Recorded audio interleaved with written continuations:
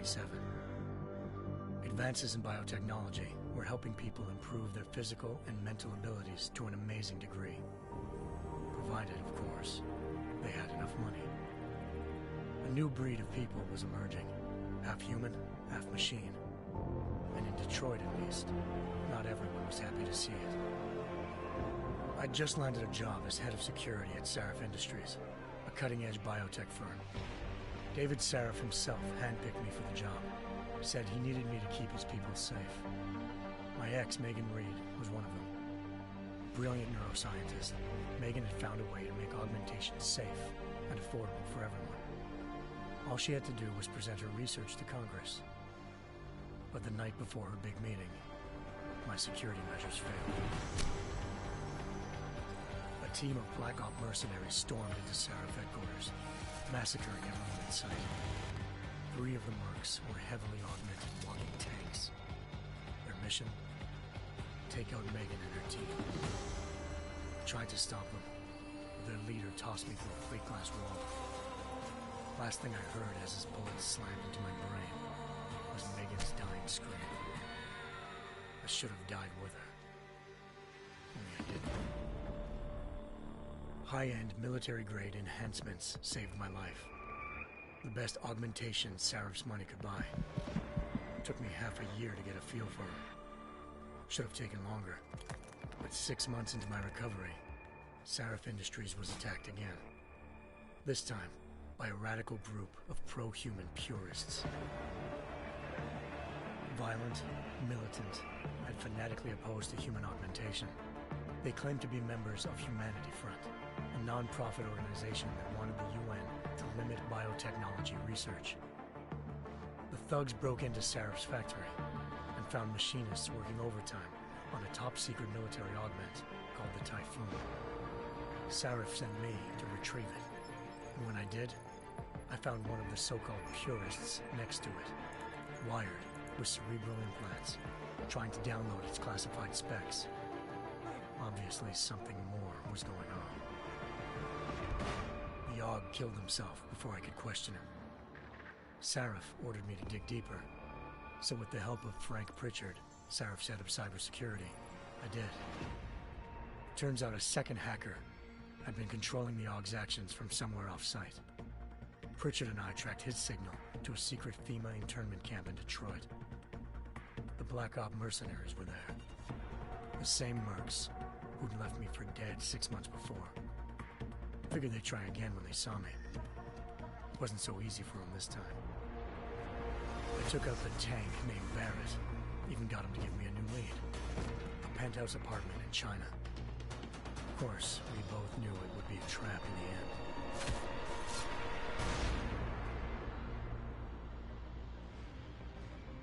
Hengsha Island, China. Home to a city so crowded, they had to build a second city on top of it. Trying to find clues in Hengsha wouldn't be easy. Lucky for me, I wasn't alone. Farida Malik, Sarif Industries' ace pilot, had lived in Hengsha before. A good person to have on your side. She knew enough about the place to get me around. Malik dropped me in the lower city, close to the penthouse Barrett had told me about. Bell Tower Associates, a private security firm under contract to the Chinese government, had agents tossing the suite when I arrived. Just not for the reason I'd been expecting. Turns out the man who lived there was a criminal hacker named Van Bruggen. The same hacker who'd been remotely controlling the Aug in Sarif's factory. Van Bruggen's panicked decision to force the man to commit suicide had been a mistake. Now his mercenary partners were gunning for him, and I needed to find him before they did. Locating Van Bruggen meant playing nice with the Triads, Hengsha's organized crime lords. They had the hacker holed up inside a low-rent capsule hotel. By the time I found him, Van Bruggen had no qualms giving up the woman who hired him. Zhao Yunru, president of the Taiyang Medical Corporation. According to Van Bruggen, Zhao wanted to monopolize the augmentation industry and had hired Black Op mercenaries to destabilize her competition. Sarif Industries was at the top of her list. To prove this, I needed to get inside TYM and grab a surveillance hologram off a server. I suspected Van Bruggen was hiding something when he told me this, but nothing could have prepared me for what I saw. Megan wasn't dead. She and her 4 best researchers had been kidnapped, spirited away somewhere while their kidnappers made it look like they were dead. Desperate to learn more, I confronted Zhao in her penthouse. She claimed to be a pawn in a bigger plan, and hinted at a group so powerful it controlled global interests at a whim. Then she slipped into a panic room and hit the alarm, forcing me to make a very quick exit. I figured Zhao was lying, but part of her confession made sense. David Sarif had been worried about his people. So worried, he'd required all of them to have subdermal locator devices surgically implanted. The GPOs would have been broadcasting the day of the attack. But Zhao said a single call to Picus, the world's leader in global 24-hour satellite news, had turned those signals off. I needed to fly to Picus headquarters in Montreal if I wanted to learn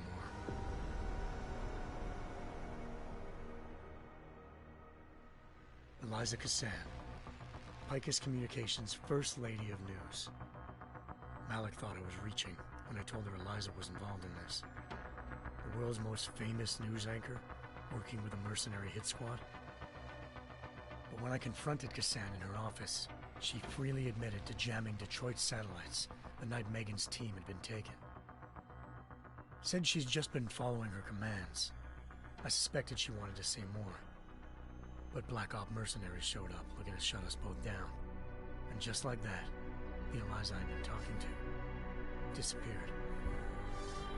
The Mercs were led by an augmented killer I'd crossed paths with twice before. Fedorova, a woman who'd made silence her best friend. She waited for me to track Eliza's transmission to a secret server room underneath the Picus complex, then jumped me from behind. A deadly fight ensued. I made sure she never moved silently again. With Fedorova down and no one left to keep Eliza quiet, she reappeared. Turns out Picus's First Lady of News wasn't a lady at all. She was a sophisticated AI program, engineered to monitor data streams and control what people believed.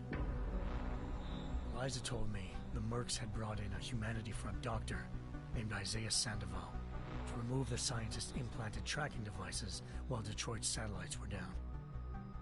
She also told me to speak to David Sarif if I wanted to learn more. By the time Malik and I got back to Detroit, tensions between normal and augmented citizens had reached a flashpoint. Riots were breaking out in several cities. The UN was being urged to intervene. Sarif was trying hard to convince Hugh Darrow, the inventor-turned-philanthropist who'd once been a leading proponent of enhancement technologies, to help stop a possible regulatory vote. Sarif had a lot riding on Darrow. Megan's discovery would have given millions of people the chance to evolve beyond their normal human abilities, and at the same time catapulted Sarif Industries to the top of the Fortune 500. According to Sarif, Megan's kidnappers knew this, and didn't want people evolving unless they controlled how it was done. He called his enemies Illuminati, and urged me to keep searching.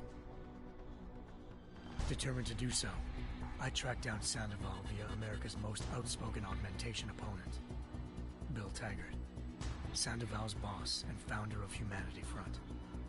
Sandoval admitted to operating on Megan's team when I confronted him, but said he hadn't removed their GPLs.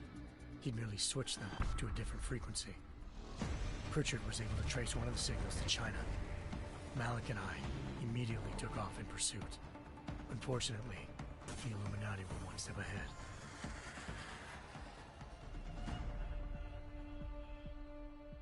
Ambushed. Shot out of the sky by Bell Tower Associates, seconds after entering Hengsha's airspace. Malik's piloting skills saved me. After a tense and bitter struggle, I escaped into Lower Hengsha. The tracking signal I was following led straight to the Triads, or more specifically, to the augmented arm of Tong Si-hung, leader of a gang of augmentation harvesters. Tong said they'd taken the arm off a corpse, which Bell Tower had left at their door, meaning at least one of Sarif's scientists was dead. Maybe not the rest of them, though. Tong pointed me to a port used for human trafficking and helped me slip aboard a bell tower ship. It was sailing to Rifleman Bank Station, a military base in the South China Sea. Bell Tower was holding kidnapped civilians as prisoners there, and using them to perfect the Chiron Project, a human-computer interface that left most of its test subjects dead. My search for Megan would have ended then, if not for a mysterious ally named Quinn. In exchange for my help exposing Bell Tower, he slipped me aboard a second ship headed to Singapore, and an Illuminati-run biotech facility called Omega Ranch. 3 of Serif's scientists were there, forced by their captors to create a technology capable of remotely shutting down augmented abilities. Thanks to an emergency recall notice issued by the World Health Organization,